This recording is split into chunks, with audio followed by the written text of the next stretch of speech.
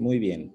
Entonces, ¿por qué nos vamos a concentrar en la teleradiografía de tórax, que también pueden encontrar típicamente enunciada como tele de tórax? Evidentemente esto está mal escrito, ¿no? Pero en fin.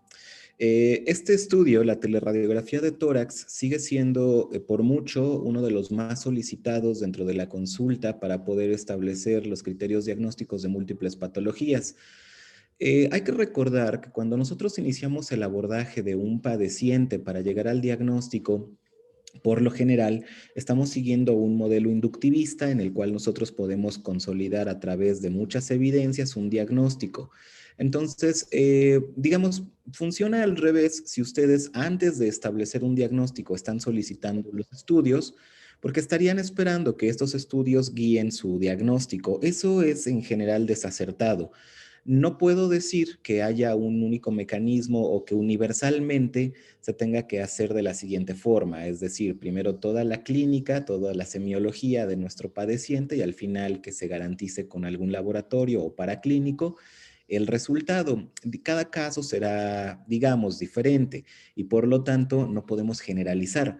Sin embargo, lo mejor, lo más correcto que puedes hacer es primero tener una hipótesis diagnóstica y una vez que se ha establecido, entonces comprobar a través de algún laboratorio o algún paraclínico que puedas estar en lo correcto. Insisto, eventualmente te encontrarás con que en la realidad no siempre es el caso, a veces necesitamos de alguno de estos orientadores para tener incluso una hipótesis diagnóstica, pero en general los resultados son mejores. Cuando tenemos primero un diagnóstico o una presunción diagnóstica y después confirmamos a través del laboratorio y de todos los auxiliares. Eso nos remite de nuevo a esta prueba, a la tele de tórax o teleradiografía de tórax. Y eso es porque se sigue solicitando con una gran frecuencia. ¿Por qué es esto? Bueno, primero que nada, la radiografía de tórax va a tener una gran cantidad de ventajas al respecto de otros estudios que también pueden abordar la caja torácica. Sin embargo, la radiografía de tórax, al ser muy fácil de ejecutar, al tener una técnica muy simple, al tener una cantidad de radiación muy limitada para la exposición del paciente y también al tener un costo bajo, bueno, pues se vuelve un estudio más bien cosmopolito, ¿no? Esto es, entre otras, las ventajas que puede tener. Es también de los más solicitados porque en la mayoría de los algoritmos diagnósticos para poder abordar a nuestros padecientes, vamos a encontrar con que de los primeros pasos va a enunciarse a la tele de tórax o teleradiografía de tórax.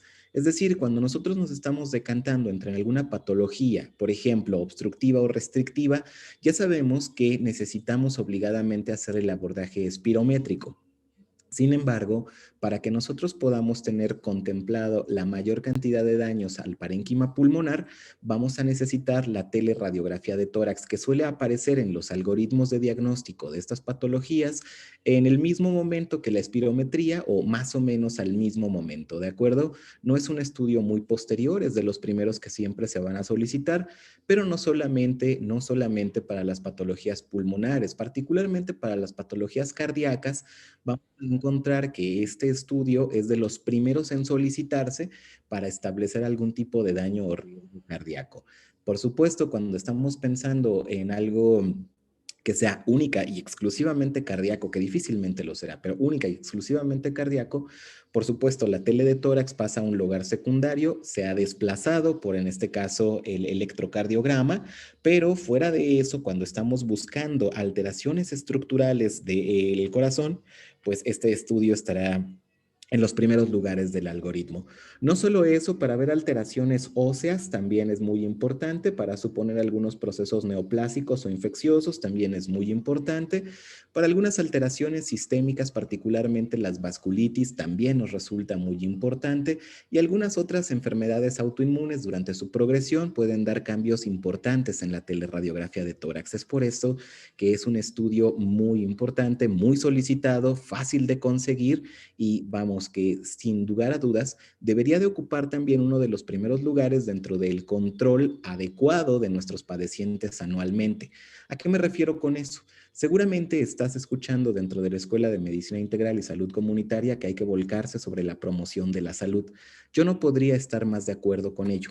Sin embargo, es importante saber que la promoción de la salud también guarda un trabajo clínico. Dentro de ello, por lo menos la revisión anual de nuestros padecientes que se han declarado sanos, pero que eso es un concepto, ya lo sabes, con una polisémica muy importante. En fin, finalmente, la radiografía de tórax tiene otras ventajas, insisto, en costos, en logística al respecto de los estudios, pero es importante considerar lo siguiente.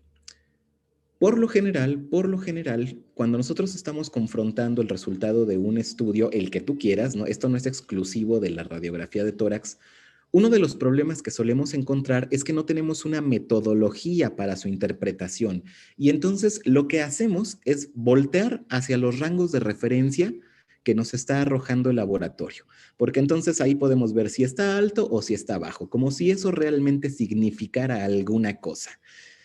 Ese es un problema general, no es solamente de la imagenología, es un problema que puede involucrar a la mayoría de los auxiliares diagnósticos. Eh, Incluso se ha vuelto tan popular o se volvió tan popular esta tendencia que finalmente los monitores de sistema cardiovascular, los monitores de ventilación, los monitores de signos vitales y casi que cualquier otro aparato invasivo terminó por tener alarmas para determinar los rangos adecuados y los rangos óptimos. Bueno, al final del día, el confiar en lo que nos están dando como margen de referencia, desprovisto de tu razonamiento clínico, me sigue pareciendo muy amenazante. Insisto, lo que necesitamos para este tipo de estudios y cualquiera es un sistema de lectura que pueda evitar los errores de la interpretación, particularmente los errores de interpretación por omisión.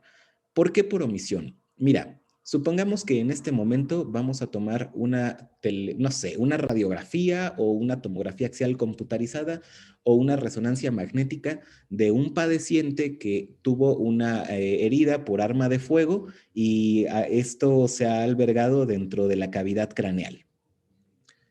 Bueno, pues será muy evidente que vamos a encontrar ahí todo destruido y que vamos a encontrar un verdadero mugrero histológico. O sea, esto es muy evidente. O sea, el objeto extraño va a ser muy fácilmente censado, las lesiones a los tejidos van a ser muy fácilmente identificadas, la pérdida de continuidad de las estructuras óseas va a ser muy obvia.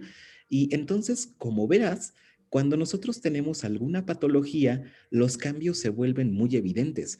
El problema es cuando estamos en estados subclínicos o cuando estamos en estados preclínicos, en donde no tenemos todavía manifestaciones catastróficas. Ahí es en donde suele darse el error por omisión. Quiere decir que al no tener un sistema adecuado de lectura y de interpretación, vamos a omitir algunas características muy puntuales que nos permitirían establecer el diagnóstico. Muy bien, si con nosotros comparamos a nuestra teleradiografía o tele de tórax con respecto a otros procedimientos radiológicos, nos vamos a encontrar con que es una verdadera maravilla, ¿no? Es lo que te estaba comentando. Si nosotros comparamos contra el ultrasonido, que de hecho el ultrasonido cada vez más se está volviendo el favorito, por lo menos para tenerlo siempre al pie de la cama en el consultorio y en hospitalización. Veríamos que tiene todavía algunas ventajas. Sin embargo, pues sigue teniendo un nivel de radiación relativo. Ahora, cuando me refiero a un nivel de radiación relativo, nosotros tendríamos que pensar que los rayos X es tecnología de 1800, en la última década de 1800. Estoy hablando de que se hace comercial para 1890 y es alrededor de 1875 cuando William Röntgen hace populares estos rayos X, ¿no? Que bien le dan el premio Nobel de Medicina, pero que cuando este procedimiento, cuando la radiología a través de la emisión de rayos, en este caso, evidentemente no son rayos de alta peligrosidad como rayos gamma o rayos cósmicos, solamente son rayos X, pues no tienen una translocación cromosomal importante como el resto, sin embargo no dejan de tener algún riesgo. Por aquellos años, para la última década de 1800, lo que pasó fue que se importa esta tecnología y cuando cae en alguno, por ejemplo, uno de los más grandes charlatanes que haya existido en la historia de la vida, que fue este señor Thomas Alva Edison, lo que hacen es construir máquinas que se dedican a girar por las ferias para exponer de forma lúdica a las personas a esta radiación que insisto, era tecnología en ese momento todavía en pañales, muy novedosa para su época, por supuesto, pero de la que no habíamos dimensionado los riesgos. Bueno, finalmente, conforme pasan los años, evidentemente los niveles de radiación emitidos por los rayos X, que deben de ser, por supuesto, emitidos por un isótopo radiactivo en descomposición, pues se van limitando, se van disminuyendo. Es decir, la escala de radiación a la que se va a someter a un paciente es infinitamente menor que la de hace un siglo, eso nos debe de quedar claros. Sin embargo, es importante mencionar que en todo proceso radiológico que implique a los rayos X, siempre habrá un nivel de radiación. Por eso es importante tenerlo en cuenta, particularmente en el caso de las primeras semanas de la gestación, cuando estamos en proceso de, más bien durante toda la organogénesis, ¿de acuerdo? Una vez consolidada la organogénesis, nos podemos relajar al respecto de la radiación, pero antes de ello sería importante. Entonces, aquí lo que estamos comparando es en un primer momento a la radiografía de tórax con respecto al ultrasonido. Espero que veas mi cursor. Recuerda que por algún motivo, pues no puedo compartir, poner un pendrive o como se llama, el apuntador o como sea. De acuerdo, pero bueno, no importa. Entonces, si nosotros comparamos a la radiografía con el ultrasonido, nos daremos cuenta de que el costo de la radiografía es ligeramente mayor que el del ultrasonido. Esto del ultrasonido pues, realmente no tiene mucho sentido, son costos muy bajos. Desafortunadamente se comercializa cobrando más de lo que realmente vale el estudio. Por otro lado, el nivel de radiación relativo es infinitamente menor, siendo cero en el ultrasonido y en la radiografía pues sí que está presente. Recuerda que el ultrasonido va a funcionar lo mismo que como funciona el reloj que traes en este momento en la muñeca, es a través de las vibraciones de cristales de cuarzo que van a emitir una longitud de onda determinada que al regresar, o más bien al impactar contra los diferentes tejidos, va a ser regresada y leída por la computadora. Creo que en algún momento tendremos la oportunidad de hablar de ultrasonido y sobre todo de pues que lo aprendas, ¿no? Ahora, cuando nosotros pensamos en una tomografía axial computarizada, por algún extraño motivo, me he encontrado con que muchos compañeros creen que la tomografía es un estudio muy diferente de las radiografías. Y eso es un absurdo. La tomografía siempre va a ser una serie de radiografías que no se están tomando de una forma coronal a nuestro padeciente, sino de formas longitudinales para luego reconstruir la imagen.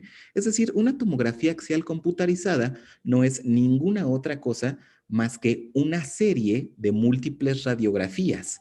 Nada más, nada más. Esto tendría mucho sentido si pensamos que, por lo tanto, el costo de una tomografía axial computarizada y, sobre todo, si la contrastamos, va a ser increíblemente mayor que el de una radiografía simple. Lo mismo que el nivel de radiación relativo. El nivel de radiación relativo, en tanto que no serían suficientes para la radiografía, para una tomografía axial computarizada, sí que tendremos una mayor exposición a estos rayos X, ¿de acuerdo? Recuerda, muy importante durante el periodo de la organogénesis. Conforme avanzó nuestra tecnología, también desarrollamos algo que se llama tomografía axial computarizada de alta resolución, la TACAR, que igual que la espirometría, no es necesario que tengas una especialidad médica para que tú la puedas solicitar. De hecho, la idea es que puedas solicitar estos estudios. ¿Cuál es la ventaja del atacar con respecto a los otros? La tomografía axial computarizada de alta resolución lo que nos ofrece son cortes milimétricos, cortes de radiografías que pueden estar entre 1 y 3 milímetros de separación. Eso es genial. Imagina que hemos pedido una tomografía axial computarizada a un paciente del que estamos sospechando alguna neoplasia pulmonar. Y esta neoplasia pulmonar por el momento mide aproximadamente 2 milímetros o 3 milímetros de grosor. Si tú pides una tomografía axial computarizada simple, lo que va a pasar es que te van a mandar un corte o una radiografía cada 2 centímetros de tórax y en ese espacio tan grande va a ser imposible localizar cualquier tipo de alteración menor